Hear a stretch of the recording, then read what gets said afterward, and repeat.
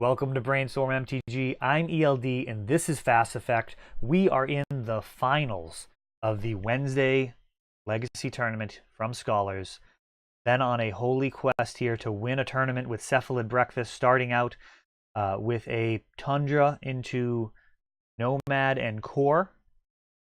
Kiefer on a Chalice of the Void deck. As always, he has been brewing various Chalice decks, almost always with red, very often with white. When he does play blue, it is not with Brainstorm, and it is rarely with Force of Will.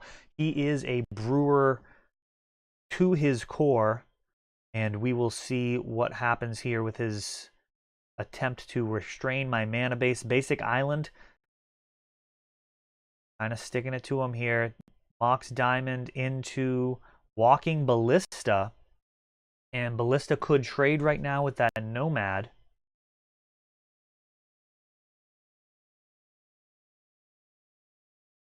See what comes down here. Brainstorm.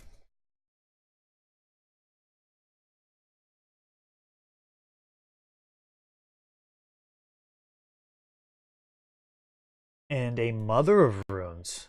The Mother of Runes not going to be able to protect the Nomad from Walking Ballista unless it takes a bullet for said Nomad. We'll see what he targets here. City of Traders, pump it up, and he can actually kill both now. Nomads goes to the bin. Oh, Mother of Runes goes to the bin. Interesting. So Kiefer choosing to kill Mother of Runes. And Stoneforge Mystic resolve. So Kiefer really trying to keep his Walking Ballista around. But the Nomad's redirection is going to be relevant. So perhaps a misstep there. Might give us some insight into the type of cards that Kiefer is playing. I don't know what colored damage sources he might have. Engineered Explosives coming in at 1. Oh, coming in at 2. And that takes out the Stoneforge. That Walking Ballista still not taking out the Nomads.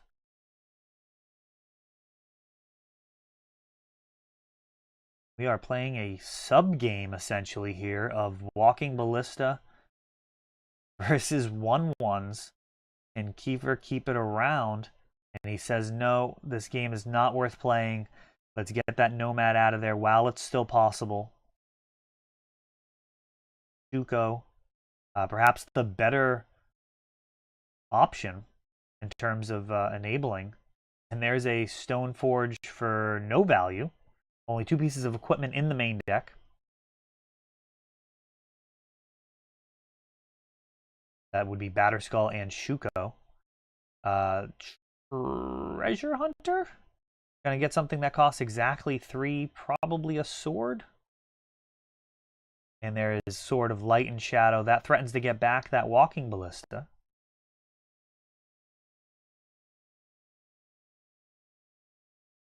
Solid synergy there. And Trinket Mage.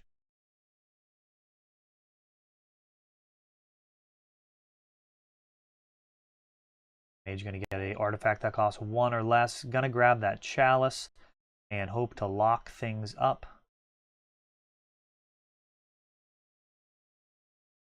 2 mana, Cephalid Illusionist. Activating, getting in Shuko. And we'll see what Kiefer does. It looked like Kiefer went to go to scoop, perhaps. At this point, I am not going to stop anybody from scooping. I am playing this to win. Finally made it into the finals. And will accept victory by any means necessary. Narcomoeba's piling up here. I wonder if he had a main deck Tormod's Crypt that he could have gotten with that Trinket Mage. Cabal Therapy, targeting Kiefer.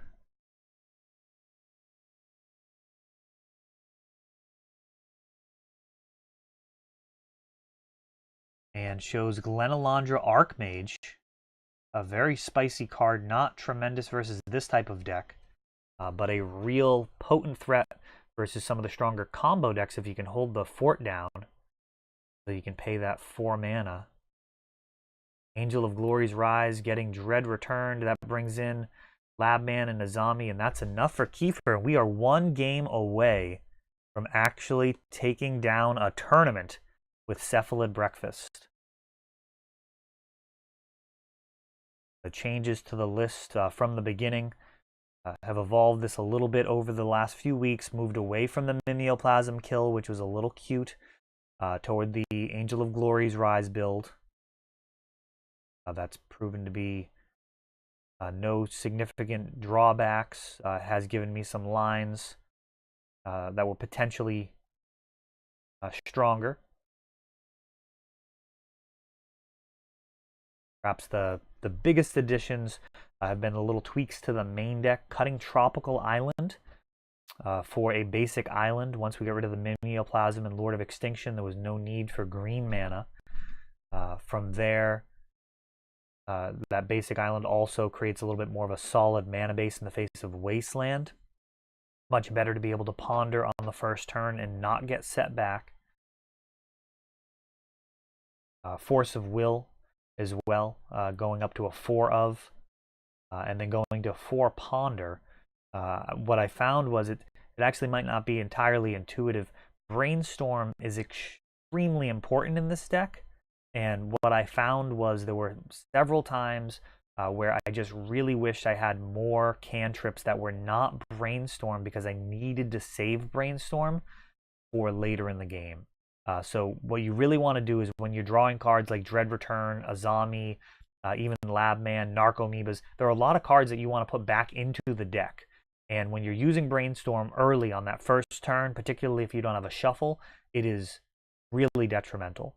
So adding another cantrip or two kind of takes that pressure off of using Brainstorm in the early game. If you've got the option to ponder or Brainstorm on the first turn, you go ahead and ponder, and hopefully be able to use that Brainstorm later to better effect. So that's pretty much the changes that were made, is Force of Will, Basic Island, Ponder, and then the sideboard was tinkered with a little bit as well. But we are perhaps one game away here, playing in the finals versus a Chalice deck. And I am actually not certain who is favored in this type of matchup. Aether Vial and Cavern of Souls can completely trump the Chalice of the Void's countering trigger. Also not obvious what the best number to put Chalice in at. I mean, this deck can actually win with only casting 1 casting cost spells, or only casting 2 casting cost spells. So it does not completely shut off any line to victory.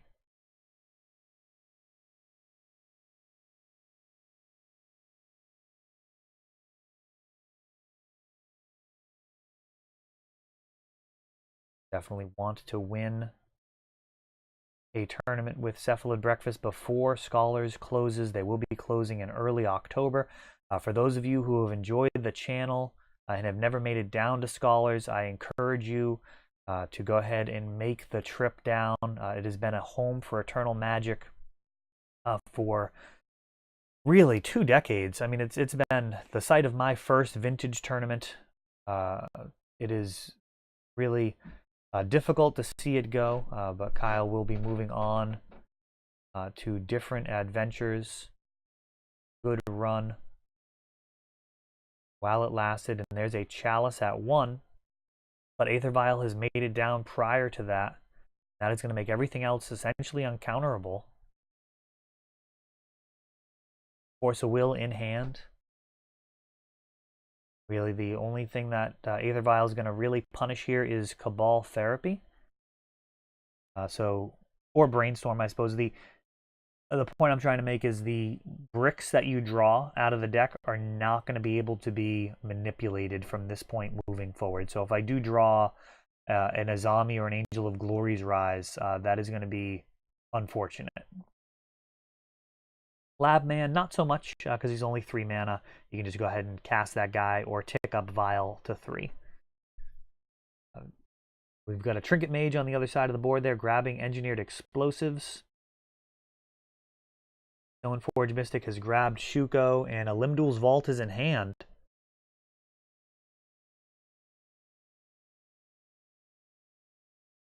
And this is going to do it.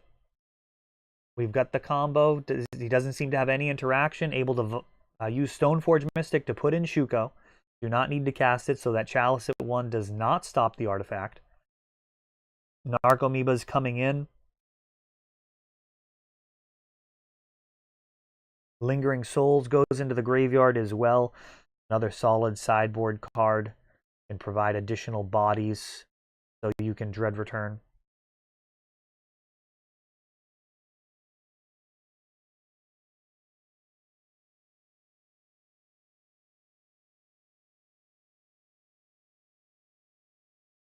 Force of Will in hand. Dread Return is the bottom card of the deck.